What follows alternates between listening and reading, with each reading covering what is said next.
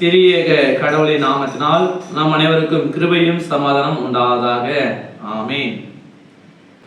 இந்த நேரத்துல நம்ம வாழ்க்கையை யாரிடமாய் நாம் ஒப்புவித்திருக்கிறோம், நம்ம யாருக்குள்ளாக யாரை முன்மாதிரியாக வைத்து வாழுகிறோம் என்று சொல்லி சற்று யோசித்து பார்க்க வேண்டும். ஏன் என்று பார்க்கிற பொழுது ஒரு சகோதரன் என்ன செய்தான், கடவுளை நம்பி முழு மனதோடு விசுவாசித்து எல்லா விதமான காரியங்களையும் செய்வோம். செய்த தொழில மிகப்பெரிய வெற்றி கிடைத்தது. அந்த வேலை செய்யும் போது முதல்ல ஜெபம் பண்ணுவாரு, வேதம் படிப்பாரு, பாட்டு பாடுவாரு. அதுக்கப்புறம் தான் அந்த மனுஷன் தன்னுடைய தொழிலை செய்வாரு. அப்ப கடவுளுக்குள்ளாக அந்த மனுஷன் வாழ்ந்ததுனால அந்த சகோதரன் கைது செய்த வேலை எல்லாமே நன்மையானதாகவே இருந்தது. ஆனா நாளடைவில் அந்த சகோதரன் என்ன செய்தாரு, ஜெபிப்பதற்கு நேரத்தை குறைத்து விட்டாரு, வேதத்தை வாசிப்பதற்கு நேரத்தை குறைத்து விட்டாரு, கடவுளை துதித்து பாடுவதற்கு நேரத்தை ஒதுக்கி விட்டாரு.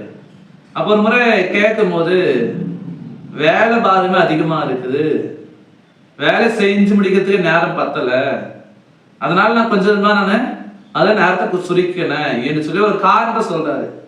சரி சொல்றாரு, அவர் வேலை சொல்றாரு.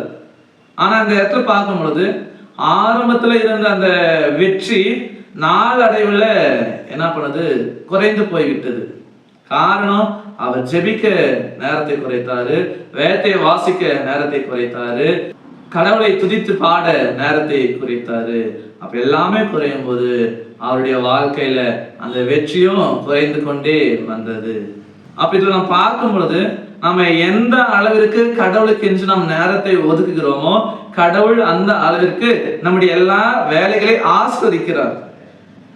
நாம் நினைக்கிற எல்லாவற்றையும் செய்து முடிக்கிறார். நம்முடைய காரியங்களை, நம்முடைய வேலைகளை, நம்முடைய யோசனைகளை செய்து முடிப்பதற்கு கடவுள் அந்த பலத்தை நமக்கு தராரு. நாம் எவ்வளவு ஜெபிக்கிறோமோ, எவ்வளவு தியானிக்கிறோமோ, எவ்வளவு ஆராதிக்கிறோமோ அந்த அளவிற்காக கடவுளுடைய தூய ஆவியானவரை நமக்கு தருகிறார். அதான் இந்த நாள்ல சொன்ன முதல்ல, நாம் இன்றைக்கு நம்ம வாழ்க்கை எப்படி வாழ்ந்து கொண்டிருக்கிறோம்? நம்ம வாழ்க்கையை உலக பிரகாரமாக மட்டுமே நாம் வாழ்ந்து கொண்டிருக்கிறோமா? உலகத்தின் காரியங்களுக்கு மட்டுமே நம்முடைய நேரத்தை ஒதுக்குகிறோமா? அல்லது கடவுளுக்கு நேரத்தை ஒதுக்குகிறோமா? ஜெபிப்பதற்கு நேரத்தை ஒதுக்குகிறோமா? வேதத்தை வாசிப்பதற்கு நேரத்தை ஒதுக்குகிறோமா? பாடலை பாடுவதற்கு நம்ம நேரத்தை ஒதுக்குகிறோமா? அதை யோசித்து பார்ப்போம். நம்ம ஜெபிப்போம், தியானிப்போம், ஆராதிப்போம், கடவுள் நம்மை ஆஸ்வதிப்பார். அப்ப நம்ம வாழ்க்கையை யாருக்கு நம்ம ஒப்பு கொடுத்தாங்க? ஏசு ஆண்டவருக்கு நம்ம ஒப்புப்படுத்தணும். அவர் நம்முடைய காரியங்களை வாய்க்க செய்வார், அவர் நம்மை வழிநடத்துவார், அவர் நமக்கு அந்த யோசனையை தருவார், அவர் நமக்கு அந்த பலத்தை தருவார். அதான் வேதம் சொல்கிறது. சங்கீதங்களின் புஸ்தகம் 37வது சங்கீதம் 5வது வசனம் இப்படியாக சொல்கிறது, உன் வழியை கர்த்தருக்கு ஒப்புவி, அவரிடத்தில் நம்பிக்கையா இரு, அவரே காரியத்தை வாய்க்க பண்ணுவார்.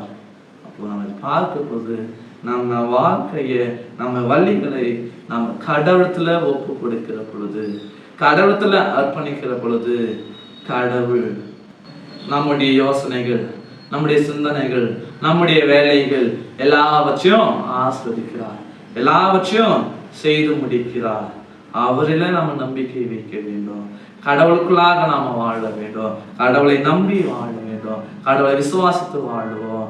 இயேசு ஆண்டவர், இயேசு ஆண்டவர் பாவ கடனை ஒழித்திருக்கிறார், பாவத்திற்கு தண்டனையான மரணத்திலிருந்து நம்மை விடுவித்திருக்கிறார். பாவத்திற்கு தண்டனையை இயேசு ஆண்டவர் சுமந்து கொண்டார். பாவத்தில் நம்மை விடுவிப்பதற்காக இயேசு தன்னையே ஒப்பு கொடுத்தார். தன்னையே ஒப்பு கொடுத்ததுனால பிதாவாகிய கடவுள் மரணத்திலிருந்து உயிரோடு எழுப்பினார், மரணத்தை ஜெயிக்க செய்தார், அவருடைய சித்தம் நிறைவேறினது.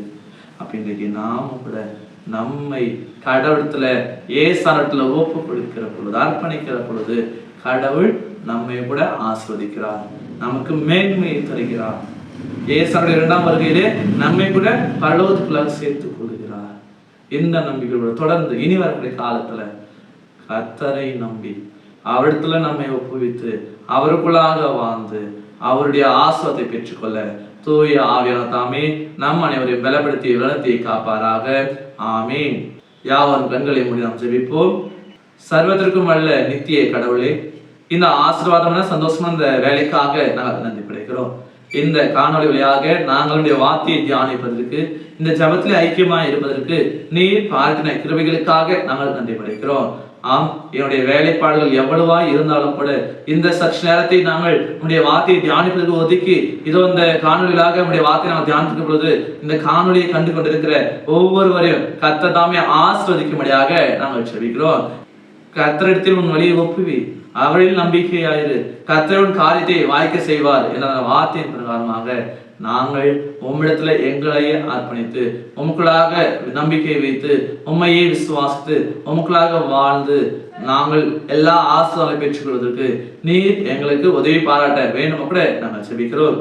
நீர் எல்லாவற்றையும் செய்ய வல்லவராய் இருக்கிறீர். ஆம், எல்லாவற்றையும் செய்ய வல்லவராய் இருக்கிற இயேசு ஆண்டவரை நாங்கள் நம்பி அவரை ஆராதித்து உண்மை நாங்கள் துதித்து பாடி ஜெபத்திற்காக என்னுடைய தேவைகள், என்னுடைய யோசனைகள், என்னுடைய எண்ணங்கள் எல்லாவற்றையும் உம்மிடமாய் சொல்லி அதன் வழியாக ஜெபத்தின் வழியாக நாங்கள் மேன்மையை, நாங்கள் ஜெயத்தை பெற்றுக் கொள்வதற்கு ஜெபத்தின் ஆவியை, வேதத்தை தியானிக்கிற ஆவியை நீர் எங்களுக்கு கொடுக்க வேண்டுமா நாங்கள் ஜெபிக்கிறோம். இந்த நேரம் முதற்கொண்டு நாங்கள் எங்களையே முழுவதுமாக அர்ப்பணிக்கிறோம். எங்களை ஏற்றுக்கொள்ளும். என்னுடைய வேலைகள், எல்லா காரியங்கள், என்னுடைய குடும்பங்கள், படிப்புகள் எல்லாவற்றையும் கர்த்தர் ஆஸ்வதிக்க வேண்டுமாய் இறைமகன் இயேசுவை ஜெபிக்கிறோம் அன்பின் பிதாவே, ஆமென். அனைவருக்கும் ஸ்தோத்திரம். கடவுள் உங்களை ஆஸ்வதிப்பாராக. ஆமென்.